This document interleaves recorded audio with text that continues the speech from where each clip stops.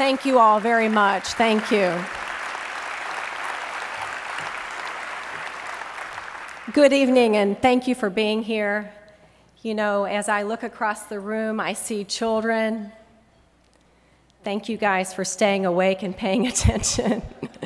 Krishan, thank you. I see adults. I see government officials. I see pastors. Where's my pastor? Right there. So it's a room with people from many different backgrounds. Thank God I see supporters. Woohoo! And in case you don't know it, I see soon-to-be supporters. But we come from many different places, but we're united by one thing tonight, and that's hope. So we hope that we can put an end to children failing in school. We hope that we can stop our kids from being killed in our streets. And we hope that we can replace these dark times in Chicago with abundant life for our children and families. Now, I know what some of you are thinking. You're thinking, this is impossible, it's hopeless, things are too dark. But I stand here before you tonight to say it's not. We are and we can do these things. I stand before you tonight to make a declaration of hope for our children here in Chicago. Not based on wishful thinking, but based on a great, confident expectation of who God is and the power that He has to make that true. In 2003, a shy, insecure 7th grade girl walked through our doors in Cabrini Green. She said her leader, Miss Bethany, gave her confidence by telling her how beautiful she was and telling her how much God loved her.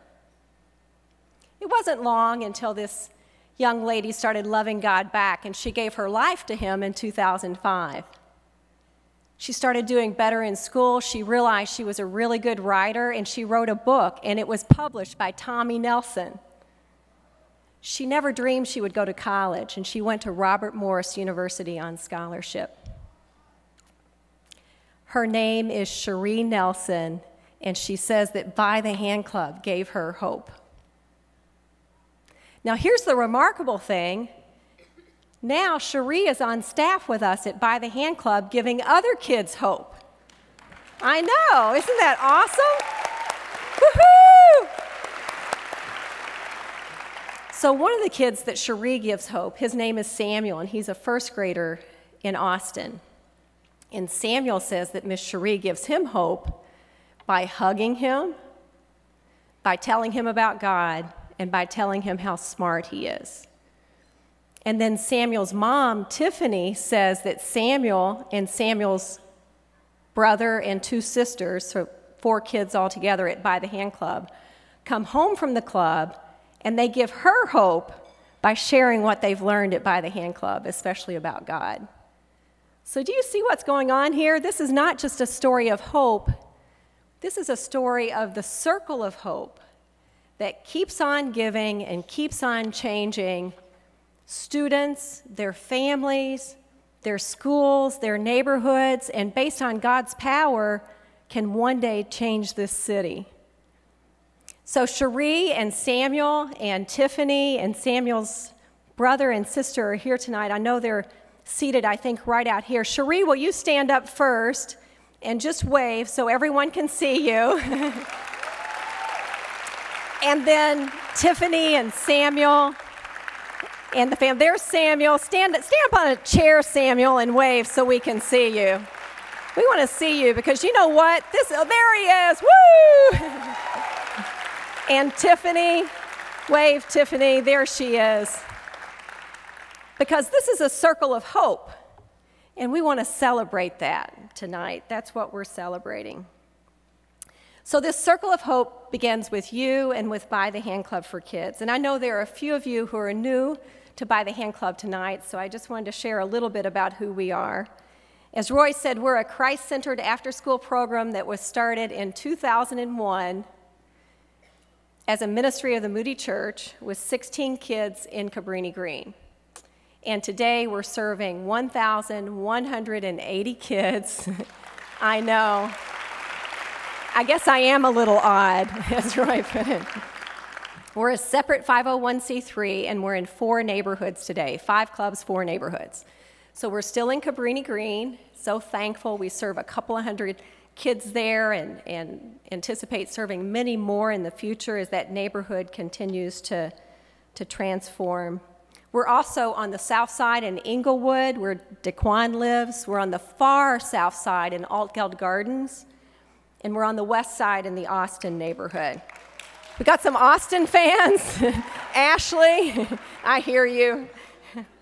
And just like our name says, we take kids by the hand in kindergarten and we walk with them all the way through college, helping them have new and abundant life based on our theme verse, which is John 10:10. The thief comes only to steal, kill, and destroy. Think about what's happening to our youth here in Chicago. I came that they may have life and have it abundantly. There are 3 things that I think distinguish By the Hand Club for kids. One is we serve kids who are most likely to drop out of school, and that's based on their reading scores. Number 2, we serve kids during the most dangerous time of day, the after-school hours. That's when more crimes are committed by and against youth than any other time.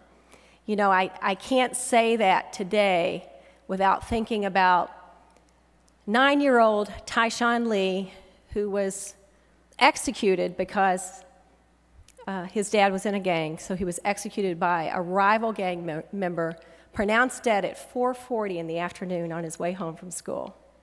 So we serve kids during the most dangerous time of day, and we meet their most pressing needs, mind, body, and soul. What we're doing there is we're identifying any barrier that might stand in the way of a student showing up in the classroom the next day ready to learn. We basically remove it, whatever it is, mind, body, or soul. So on a typical day, we pick up our kids on school buses from 15 partner Chicago public schools, and we bring them to our clubs at about 3 o'clock in the afternoon. And while they're with us, we have dinner, we have chapel and Bible study, we have homework and reading, including our very innovative computer reading program. We're seeing a lot of great results from that.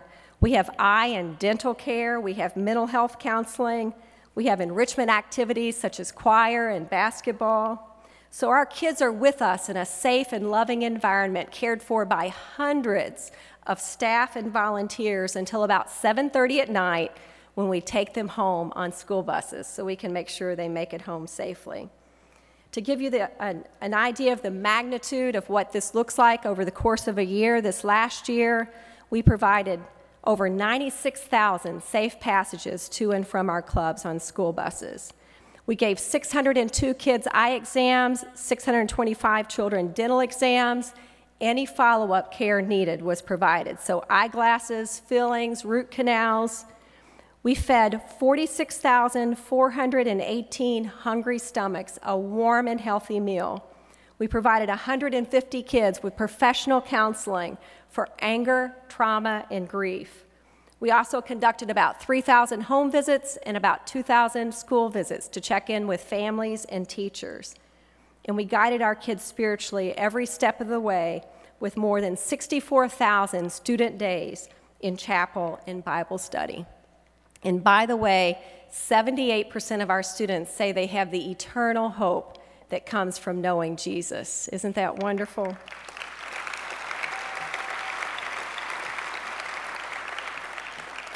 Last year, we rolled out our personalized computer reading program to all 4 clubs. It was the first year that we were able to do that at all 4 clubs, and the results have been incredible. Our 1st through 5th grade kids grew 1.6 grade levels in reading in 1 year. So do the math. That's about 60% faster than normal, higher than normal. And we finished last school year with our highest ever GPA. Our kids finished with a 2.7, which is a B-, and 230 of our kids finished on the honor roll. I know. Many of them are here tonight, so we congratulate them for that. We had 100% of our high school seniors graduate from high school, 93% of them enrolled in college. It's about twice as many as what you normally see coming out of CPS. And as of last fall, 70% of our kids who had entered college there at By the Hand Club were either still in college or had graduated. That's right.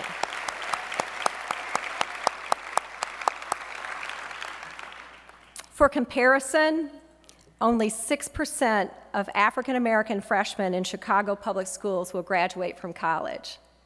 Only 6%. And not only are the others, the 94%, not in school, many of them are not working. There's a study that just came out by UIC that reports that 47% of Chicago's black males aged 20 to 24 are not in school or work. And that's the highest rate of any city in America. Now, what I'm going to say next might sound harsh, and I apologize if it does, but it's no surprise that our violent crime is on the rise in Chicago. When young people are not in school and not in work and have no hope for the future, what do we expect? What do we expect? And it's tragic. It's tragic what's happening. We're losing a whole generation of young people. But you know what? It's not tragic, but it's unfortunate. It's destroying our economy as well. So this slide is called Pipeline to Prison, and it shows that in Chicago, 1 in 3 students will drop out of high school. And according to the National Dropout Prevention Center, high school dropouts represent as much as 82% of the prison population. For every dropout that's incarcerated, it costs taxpayers an average of $38,000 a year, and that's just for the cost of incarceration. It's not the whole story. The Journal of Qualitative Criminology puts the monetary value of saving a high-risk youth at somewhere between $1.7 million and $2 million. So contrast this with this next slide. We call it the By the Hand Club Pathway to College and Career. By the Hand Club costs $6,300 a year, and that's because of the intensive, holistic care that we provide our students. But according to the U.S. Census Bureau, if a student gets their bachelor's degree, they will earn, on average, $50,000 a year for 40 years for a lifetime earning of $2 million. So the way I look at it, because our students are choosing college over the criminal justice system and work over welfare, for every dollar you invest in By the Hand Club, we're providing a 30-to-1 return on investment. That's a pretty good return.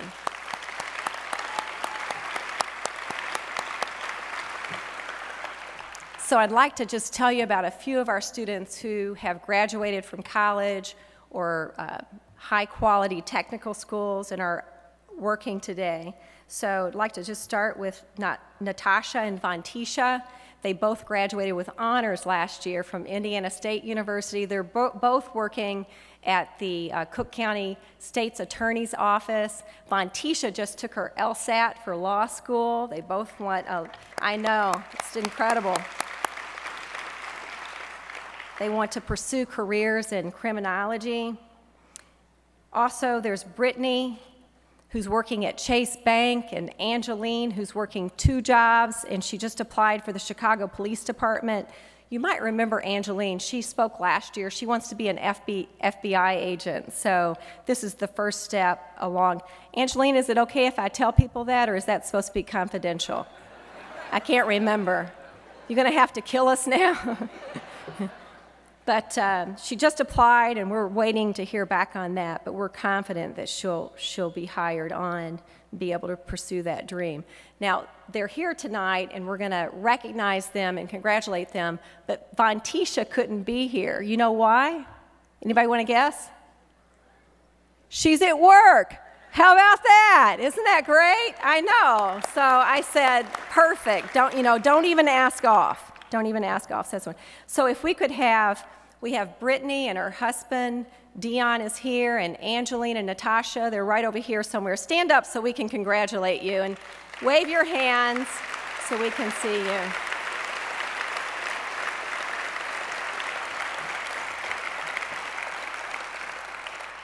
Really proud of these students.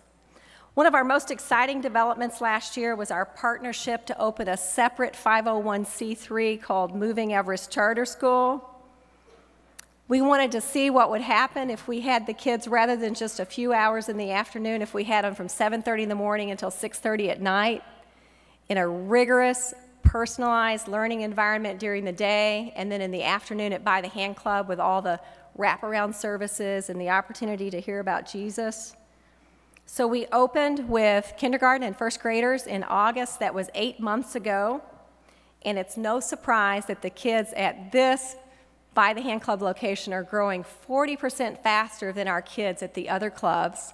They came in, even at that young age, kindergarten and first grade, came in already a year behind in school. But they're on track to finish this year slightly above grade average. So that means that our kids there are growing about 2 years in 1 year in reading. Isn't that just absolutely incredible? We have top leaders from the school here with us tonight. Now keep in mind, these folks were probably at the school at about 6 a.m. this morning, so I want to congratulate them for staying awake tonight too.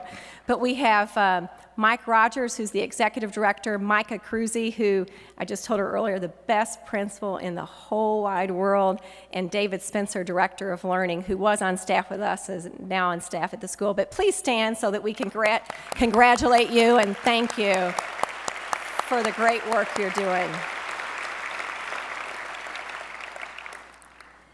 So we started with K and 1. It's a K through 8 charter. We'll add 90 kids each year, growing up a grade each year until we reach capacity there.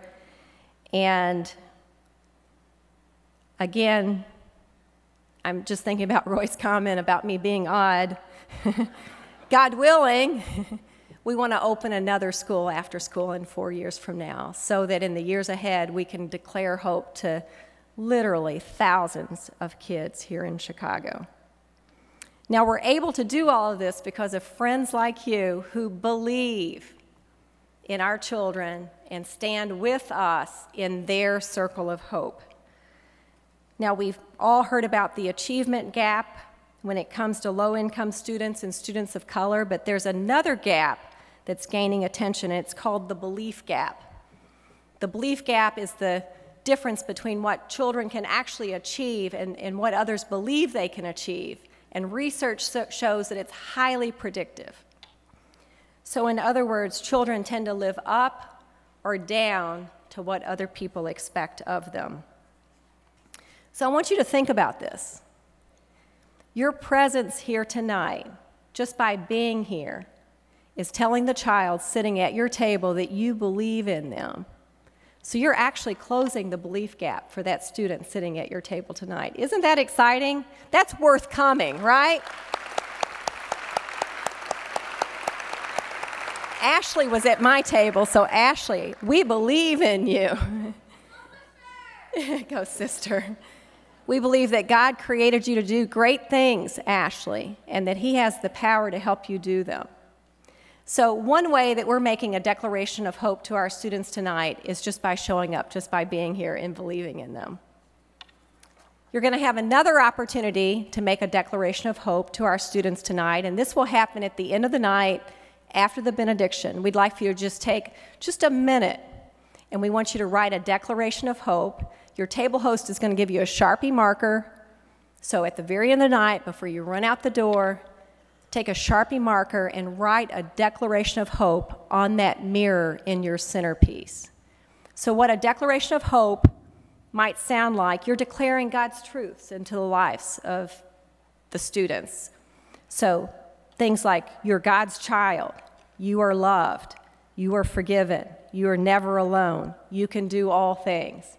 So write a declaration of hope on that mirror, and what we're going to do is we're going to hand deliver those mirrors to the students' homes in the next couple of weeks, and they're going to keep this mirror, and it's going to be a source of encouragement to our students, especially when times are tough, and we know that times will be tough, especially here in Chicago.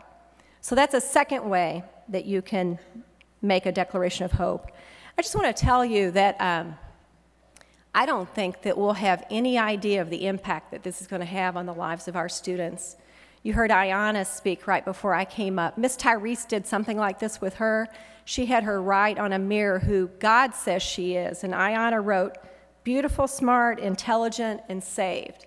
And Ayanna said when she looked at her image in the mirror with those truths written on it, that she started crying. And for the first time in her life, all the lies that people had said, her so-called friends had said about her, washed away. She knew they were lies.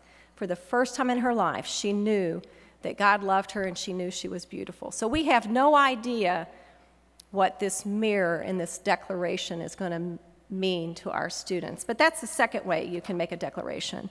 Then there's a final way you can make a declaration of hope tonight, and that's by writing a check to advance the mission of By the Hand Club. And as you're thinking about what you're going to give and as you're writing it, just think of it in that term. It's declaring hope for our children here in Chicago.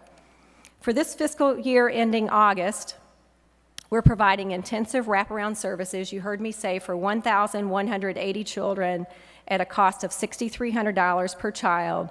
So our operating budget is $7,434,000.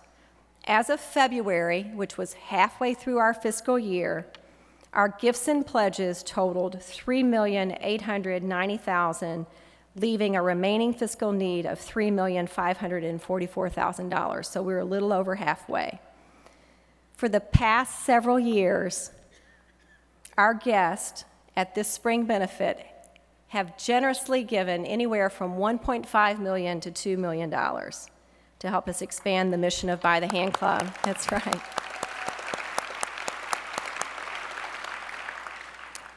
And we're praying that tonight it's no less. Because you heard me say we added 180 students at our new after-school program there with Moving Everest. 180 students is $1 million in operating costs. So our budget increased this year $1 million. That's larger than any expansion ever in the history of By the Hand Club. So all that to say, our needs are not less this year, they're more. But we want you to know that we don't take your giving for granted. We have no idea if you're willing or able to give tonight.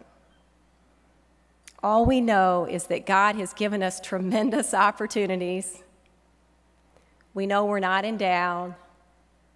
We know we get very little government support, and we're happy about that. It's only 3%. And we know that we're grateful for every single gift we get tonight, and we promise you that we'll manage it very carefully as we have over the last 15 years. Every year, 80% of every dollar given goes directly to the care of kids. Only 20 cents is for overhead. That ratio makes us among the best run charities in America. So we promise to manage your gifts carefully.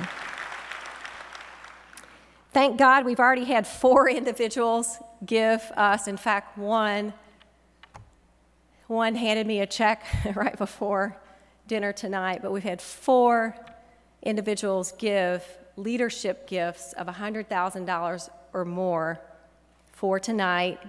And I'm thankful they did because, number one, we need some large checks to meet our God-sized goal. But also, when you have leaders like that, it encourages the rest of us and even gives us permission to give more than we might ordinarily give. So I'm thankful for that, and I would encourage you, if you can make a large gift, to do so. But I also want to know that God never intended, and He never has in 15 years, By the Hand Club to exist on a few gifts. He wants all of us to participate, not because He needs our money, but because He wants our hearts, and He knows our money follows our hearts. So the bottom line is, I'm praying that God blesses everyone here tonight to give, and that God blesses you to give more than you've ever given before to By the Hand Club. In a minute, Roy will come and he'll step you through the giving card and how you make your declaration through a financial gift. But I always like to close with a message to the kids. So children, I need you all to look up at me. Any student here, I need your eyes fixed on me. Right over here, I need this young man looking at me. Right here. Thank you. Thank you. Thanks for the smile, too. I appreciate that. So students, are you looking at me? Okay, good. So what I hope you walk away with tonight is a sense that you're not alone, that you have a circle of hope that includes God, By the Hand Club, and all these people here. And this is going to be important because growing up can be tough, especially here in Chicago. So when times get tough, I want you to think about your circle of hope, but I also want you to think about something that my mom taught me. My mom was a master rose gardener. She liked to grow roses. And I didn't know it until I was an adult, but roses are hard to grow. Not everyone can grow roses. But Mom told me that the secret to growing beautiful roses is to make sure that the roots of the rose are deep and strong. And she told me her secret. And I've asked other gardeners about this, and they don't know about this, so I really do think it was a secret. You can thank me later. She would take a shovel, and she would dig along the stem of the rose straight down into the ground, and then she would jiggle the shovel back and forth, and she called that upsetting the roots. And she said, if you want beautiful roses, you have to upset the roots so that the roots grow deeper and stronger, and that way they can get more nutrients to the petals, to the rose. So here's the message, kids. This is what my mom always told me. She said, it's in times of struggle that strength and character are formed in both roses and in us. So this is what I want you to do, and your table host can help you do this. If you look on the centerpiece, you'll see there are roses, right? So we want you to take a rose home with you tonight. And again, this is another reminder for you that your struggle, tough times, are actually your advantage. They can make you stronger and closer to God. And then guess what I would say to all of us is the child sitting at your table will likely grow up to be the most beautiful flower in the garden, not in spite of their adversity, but because of their adversity. That's right, we can clap.